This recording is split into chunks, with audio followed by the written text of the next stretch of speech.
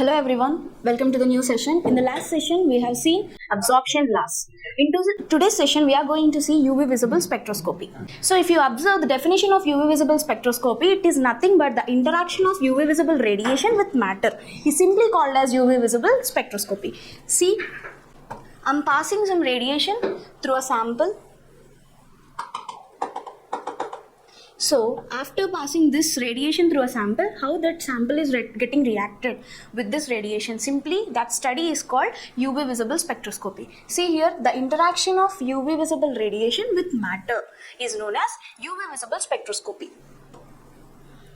Another name for this UV visible spectroscopy is electronic spectroscopy. So this UV visible spectroscopy can also be called as electronic spectroscopy. Coming to the principle, what is happening after the molecule is absorbing this UV visible radiation means electronic transitions are taking place. See, UV visible spectroscopy is based on the absorption of UV or visible radiation by the molecules, which causes electronic transitions between molecular orbitals. That means after the absorption of UV or visible radiation, a molecule, the electrons which are present inside the molecule are getting excited from one orbital to another orbital. So due to these electronic transitions, it is showing some absorbance at a particular wavelength. Now observing second point, when UV or visible light passes through the sample, when this radiation is passing through a sample, electrons in the molecule absorb energy. The electrons which are present inside this molecule accepts this, that means absorbs this radiation, and the electrons which are present inside that sample will get excited. So they will be excited from ground state to excited state. Now let us see those transitions. So these are the type of electronic transitions that are taking place inside a sample when it is absorbing the UV visible radiation. See, first type of transition is sigma to sigma star transition. So here sigma molecular orbital, pi molecular orbital, non-bonding molecular orbital, pi star bonding molecular, anti-bonding molecular orbital, and sigma star anti-bonding molecular orbital. If you observe these orbitals, these two are anti-bonding molecular orbitals, anti-bonding, and these are bonding molecular orbitals. Bonding molecular orbitals. So this is non-bonding molecular orbital. So these are arranged in terms of energy. Right. If you observe the first transition, that is sigma to sigma star transition, that means the electron jumps from the sigma molecular orbital to sigma star molecular orbital. That particular transition is simply called as sigma to sigma star transition. And coming to second one, pi to pi star transition. The electron will be excited from pi orbital to pi star anti-bonding orbital. And third one, non-bonding to sigma star anti-bonding molecular orbital is third type of electronic transition that we generally observe in this UV visible spectroscopy. And last one, N to pi star transition. The electron jumps from the non-bonding molecular orbital to pi star anti-bonding molecular orbital. These are the four types of electronic transitions that we observe. Next, in detail, let us see about sigma to sigma star transitions. These sigma to sigma star transitions will be occurring in saturated hydrocarbons. That means those compounds which are having single bonds. Simply alkanes, C double bond C, right? Methane, CH4, propane, butane, etc. So the compounds which are having a single bond between two carbon atoms simply are saturated hydrocarbons. In such kind of molecules, we can see this sigma to sigma star electronic transition. And the energy required for this excitation is very high. Okay, a lot of energy is required to make this happen. Very high. Energy is very high. Next, example methane, CH4, propane, butane, etc. And coming to second transition, that is N2 pi star, sigma star transition. This occurs in molecules with lone pair of electrons. That means an atom should contain non-bonding electrons. That means lone pair of electrons. So, example oxygen, nitrogen. These atoms generally have lone pair of electrons, right? And the energy required for this transition is moderate. This transition doesn't require as much of energy that sigma to sigma star transition is requiring, but it is moderate. Okay, and we can see this N2 sigma star transition in molecules like molecules having heteroatoms, just like oxygen, nitrogen. So having alcohol group, having amine group. So as this nitrogen and oxygen are having lone pair of electrons, they are undergoing N2 sigma star transition. Okay, so example, water molecule, alcohols, amines, etc. So this is about N2 sigma star transition. And third one, pi to pi star transition. So this transition is generally observing in molecules with conjugated double bonds or aromatic systems. The molecules which are having conjugate double bonds and also aromatic systems. That means a double bond should be present. That means a pi bond should be present in a molecule. Let us take example alkene. So any alkene will be containing a pi bond, a double bond. So such kind of molecules simply undergo this pi to pi star transition. Just like these alkenes, another example is benzene. So there are alternate double bonds arranged inside the benzene. So the energy required for this excitation is lower than sigma to sigma star transition.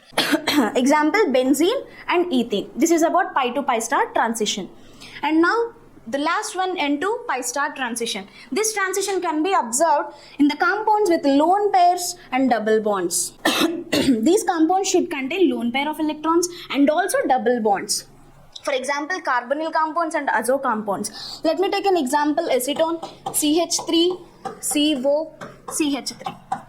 So this compound is having an oxygen atom which will be having lone pair of electrons and also a double bond, a pi bond. So it is undergoing N2 pi star transition. So these are the types of transitions that we will see in this UV visible spectroscopy. If you observe the order of energy, that means the energy required to make such excitation happen is of order sigma to sigma star, requires high energy when compared to N2 sigma star transition, and next pi to pi star transition, and finally N2 pi star, N2 sigma star transition. This is the order of energy. This is about the electronic transitions.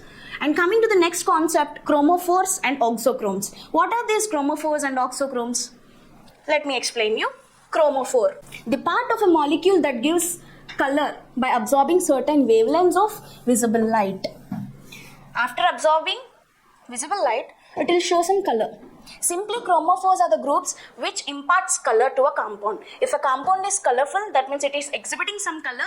Definitely, it is having some chromophore unit. Such kind of molecules or such kind of parts which are present in a molecule are simply called chromophores. Example, nitrobenzene, pale yellow. This nitrobenzene is generally pale yellow in color.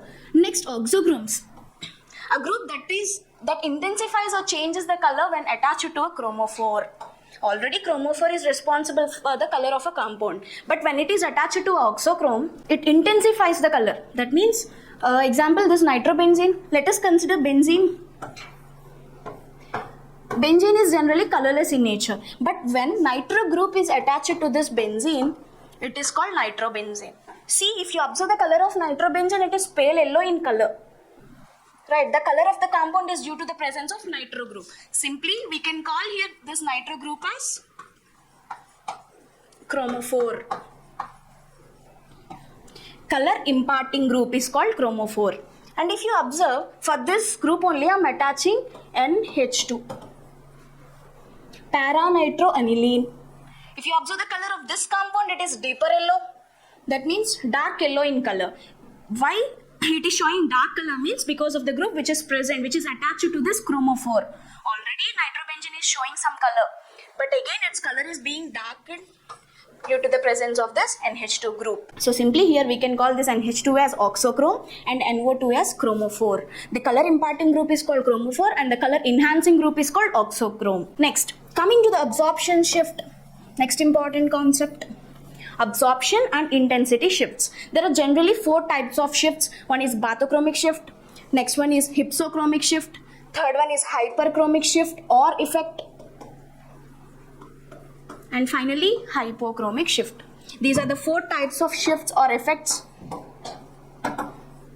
that are observed in UV visible spectroscopy. Let us learn it one by one. So here I have represented a picture by taking lambda values on x-axis and epsilon maximum values on y-axis. This represents the absorbance value and this is representing the maximum absorbance. Let us know about Bathochromic shift. If you observe the bathochromic shift, the another name is called redshift. Bathochromic shift is also called as redshift. Shift to longer wavelengths. If you observe, so this bathochromic shift will be observed when it is moving towards longer wavelength. That means the lambda max value will move towards the longer wavelengths. So that is why it is called redshift or also bathochromic shift. Next, why it is happening? Why we are observing this bathochromic shift? Because of the conjugation, solvent effect or oxochromes. So due to the addition of oxochrome or due to the presence of polar solvents, addition of polar solvents or increase in the conjugation or the presence of electron donating groups also, the bathochromic shift will be observed. That means the lambda maximum value will be moved towards longer wavelength. Generally, benzene shows lambda max at 250 nanometers. But when aniline group is